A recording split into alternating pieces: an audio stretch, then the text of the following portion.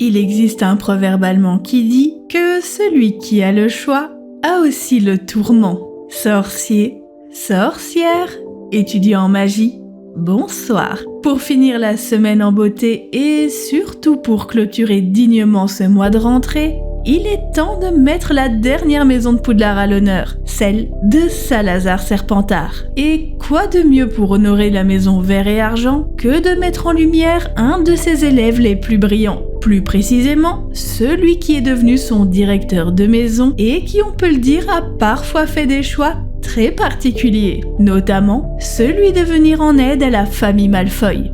Allez, installez-vous confortablement, tamisez toutes les lumières à proximité et sortez vos plus beaux accessoires de Serpentard. C'est parti pour comprendre pourquoi Severus Rogue a accepté de conclure un pacte avec Narcissa Malfoy sous serment inviolable.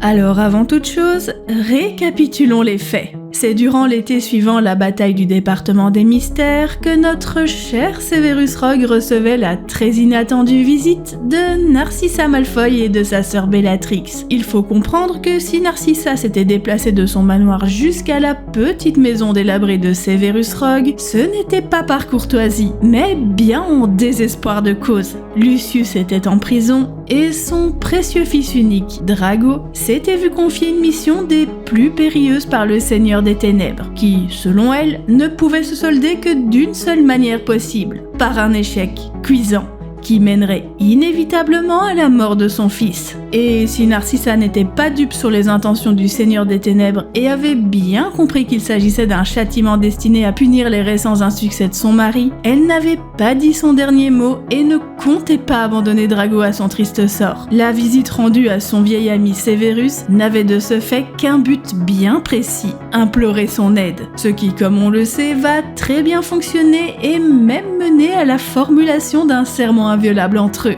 Et c'est bien ça qui pose question, car si on analyse attentivement la situation, on peut constater que Severus avait toutes les cartes en main pour éviter d'être dans l'embarras et de mettre sa vie en jeu. Déjà pour commencer, Narcissa et Bellatrix ignoraient complètement que Severus avait été informé par le Seigneur des Ténèbres de la mission confiée au jeune Drago, ce qui est un élément très important, puisque totalement en faveur de Severus. Je vous rappelle que Narcissa avait reçu pour ordre de ne rien raconter à personne concernant la mission de son fils. De ce fait, si Rogue avait feint l'ignorance, il aurait inévitablement clos la conversation et ne se serait pas retrouvé à devoir faire des promesses complètement suicidaires. Mais heureusement pour Narcissa, il n'en a rien fait, comme on peut le constater dans le chapitre 2 de Harry Potter et le prince de sang mêlé. Oui Severus, je pense que tu es le seul à pouvoir m'aider. Je n'ai personne d'autre à qui m'adresser. Lucius est en prison et... Elle ferma les yeux et 2 grosses larmes apparurent sous ses paupières. Le Seigneur des Ténèbres m'a interdit d'en parler, poursuivit Narcissa les yeux toujours fermés. Il veut que personne ne sache rien du plan, c'est très secret, mais... S'il te l'a interdit, tu dois te taire, dit aussitôt Rogue. La parole du Seigneur des Ténèbres a force de loi. Narcissa sursauta, comme s'il l'avait aspergée d'eau froide. Pour la première fois depuis qu'elle était entrée dans la maison, Bellatrix parut satisfaite. « Et voilà !» lança-t-elle à sa sœur d'un ton triomphant. « Même Rogue te le dit, si tu as reçu l'ordre de ne pas parler, tais-toi !»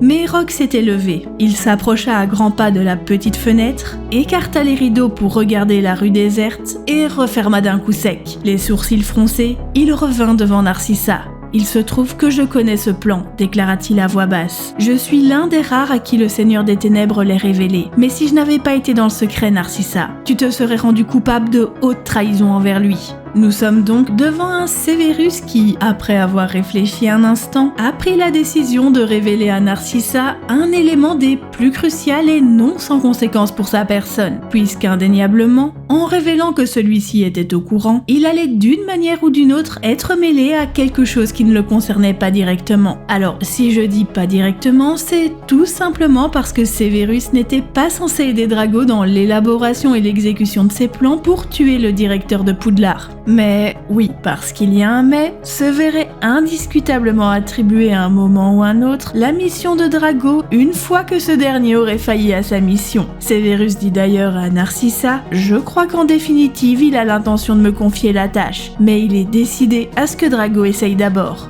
Severus était donc bien directement concerné et il pouvait largement en rester là. Mais ce n'était pas du tout dans ses plans. Et ce qui est assez incompréhensible, c'est que même s'il voulait révéler cette information avec pour motivation celle d'enrager Bellatrix ou de voir où voulait en venir Narcissa, il avait encore le pouvoir de clore la discussion pour ne pas se mettre en danger. Notamment en utilisant ces phrases-ci. Mais qu'attends-tu de moi, Narcissa? Si tu imagines que je vais pouvoir convaincre le Seigneur des Ténèbres de changer d'avis, j'ai bien peur qu'il n'y ait pas le moindre espoir. Le Seigneur des Ténèbres ne se laissera pas convaincre et je ne suis pas assez bête pour essayer. Bien évidemment, comme vous le savez, ce n'est pas du tout ce qu'il a fait et va au contraire proposer une solution alternative à Narcissa, le mettant lui, Severus Rogue, dans l'embarras. Ça suffit maintenant Narcissa, bois ça et écoute-moi. Il me serait peut-être possible d'aider Drago. Severus, tu veux bien t'occuper de lui, veiller à ce qu'il ne lui arrive rien? Je peux essayer. Si tu es là pour le protéger, Severus, tu me le jures. Es-tu prêt à faire un serment inviolable? Certainement Narcissa. Je ferai le serment inviolable, dit-il à voix basse. Ce qui est fou, c'est que Severus pouvait rester sur ses positions et juste essayer de protéger Drago comme il l'avait si gentiment proposé à Narcissa. Rien ne l'obligeait à formuler un serment inviolable, qui, je vous le rappelle, n'a rien d'un geste anodin, puisqu'accepter les clauses d'un serment inviolable revient à mettre sa vie en jeu si les termes du contrat venaient à ne pas être respectés. En gros, si Severus ne protégeait pas Drago comme il l'avait si bien promis à Narcissa, eh bien, c'en était fini de lui. On peut dire que c'est une pratique carrément extrême, que l'on peut manifestement comprendre pour les intérêts de Narcissa, mais pas vraiment pour ceux de Severus. Il est de ce fait naturel de se demander pourquoi. Pourquoi accepter d'aider Drago et surtout, pourquoi faire des promesses à Narcissa le mettant en danger de mort? Eh bien, pour tout vous dire, il y a plusieurs éléments qui ont favorisé cette prise de décision de la part de Severus Rogue. Petit 1, Severus a accepté de faire le serment inviolable tout simplement parce qu'il savait qu'il tiendrait ses promesses. Car Severus s'était déjà engagé quelque temps auparavant à exécuter une mission des plus périlleuses pour Albus Dumbledore, qui par chance allait totalement rejoindre les requêtes de Narcissa, entre autres celle de veiller sur le jeune Serpentard en le protégeant du danger et en accomplissant par lui-même la mission que le Seigneur des Ténèbres avait confiée à Drago si ce dernier n'y arrivait pas. Et si elle tombe sous sa coupe, reprit Dumbledore presque en aparté semblait-il. J'ai votre parole que vous ferez tout ce qui est en votre pouvoir pour protéger les élèves de Poudlard? Rogue acquiesça avec raideur. Bien. Alors voilà, votre première priorité sera de découvrir ce que prépare Drago. Un adolescent apeuré est un danger pour les autres comme pour lui-même. Offrez-lui une aide et des conseils, il devrait accepter, il vous aime bien. Beaucoup moins depuis que son père est en disgrâce. Drago m'en rend responsable, il pense que j'ai usurpé la position de Lucius. Essayez quand même, je suis moins inquiet pour moi que pour les éventuelles victimes des stratagèmes auxquels ce garçon pourrait avoir recours. Bien entendu, il n'y aura qu'une seule chose à faire en définitive si nous voulons le sauver de la colère de Lord Voldemort. Rogue haussa les sourcils et demanda d'un ton railleur. Vous avez l'intention de le laisser vous tuer? Certainement pas, c'est vous qui devrez me tuer. En d'autres termes, si Severus a conclu un serment inviolable avec Narcissa, c'est tout simplement parce que d'une part cela n'aurait absolument rien changé à sa situation et que de l'autre il a pu, grâce à cette promesse, apporter un peu de réconfort au chagrin qu'éprouvait Narcissa. Ce qui m'amène au petit 2. Severus était un ami de la famille Malfoy et très probablement bien plus qu'on ne peut se l'imaginer. Déjà, parce que c'est un ami de longue date de Lucius. Et quand je dis de longue date, c'est bien avant qu'ils deviennent tous deux mange-morts, puisqu'ils se connaissaient depuis la répartition de Severus dans la maison Serpentard. Lucius Malfoy a un insigne de préfet brillant sur sa poitrine, tapote à l'épaule de Rogue lorsqu'il s'assied à côté de lui. Et ce n'est pas tout. Parce que des années plus tard, on peut remarquer que Lucius portait toujours Severus en haute estime, notamment à 2 reprises dans Harry Potter et l'Ordre du Phénix. La première, lorsque Severus dit à Sirius: en parlant de chien, sais-tu que Lucius Malfoy t'a reconnu la dernière fois que tu as risqué une petite promenade au dehors? Ce qui démontre bien que Lucius transmet de nombreuses informations non sans importance à Severus et qu'il a de ce fait confiance en ce dernier. Et la seconde, lorsque Dolores Ombrage dit à Severus Rogue: vous refusez délibérément de coopérer, j'attendais mieux de votre part. Lucius Malfoy parle toujours de vous en termes très élogieux. Ce qui démontre encore une fois que Lucius appréciait grandement Severus. Et à mon avis, cela était très probablement réciproque. Sinon, il y a bien longtemps que Severus Rogue aurait coupé les ponts avec la famille Malfoy, possiblement lors de la chute du Seigneur des Ténèbres. Sans oublier le fait que Severus Rogue affectionnait quelque peu le fils de Lucius Malfoy, comme en témoignent les livres à travers le fait que Drago était l'un des seuls élèves que Severus appelait par son prénom et qu'il était très rare que Drago se fasse punir pour ses bêtises par son directeur de maison. Oui, on était clairement sur du favoritisme. Et autre fait intéressant et non des moindres est que Narcissa était très probablement, elle aussi, une très bonne amie de Severus. Car on peut remarquer qu'elle avait l'air de très bien connaître le chemin pour aller chez lui et ne semblait pas être à son premier coup d'essai. Elle savait exactement où transplaner pour ne pas se faire voir par les moldus et s'est même mise à courir dans les rues pour arriver à bon port afin d'échapper à sa sœur. Alors que les dites rues sont littéralement décrites comme un labyrinthe désert de maison de briques.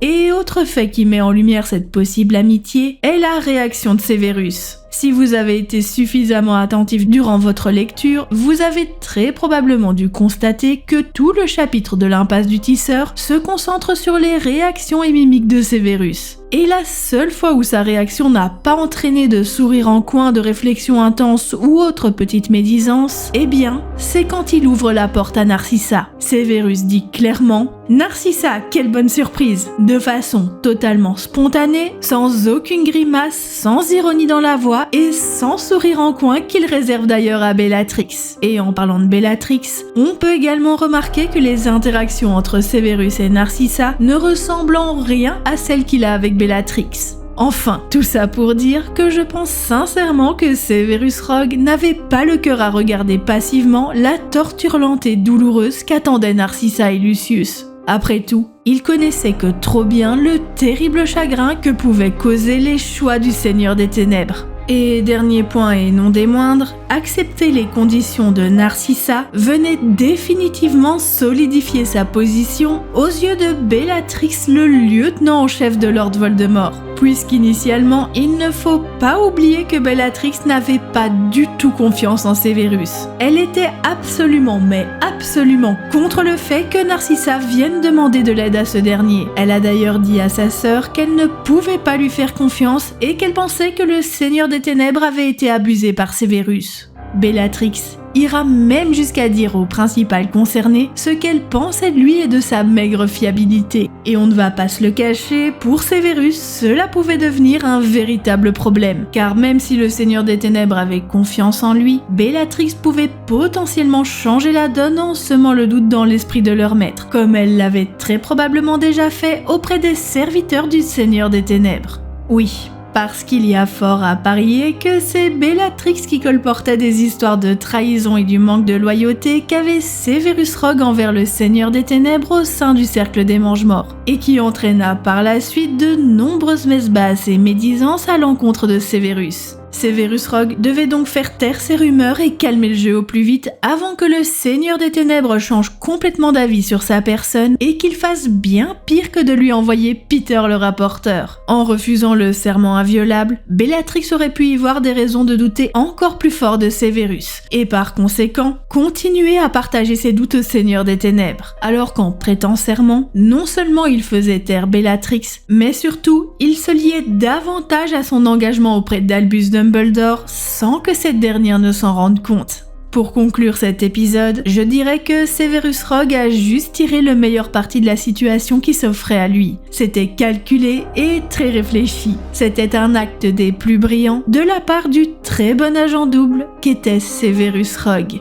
Et voilà, c'est la fin de cet épisode. J'espère qu'il vous a plu. Si c'est le cas, je compte sur votre soutien pour partager un maximum cette vidéo à vos amis sorciers et pour lancer votre plus bel Expecto Patro-like. Je vous dis à très bientôt pour un mois réservé aux arts obscurs. Sorciers, sorcières, étudiants en magie, au revoir.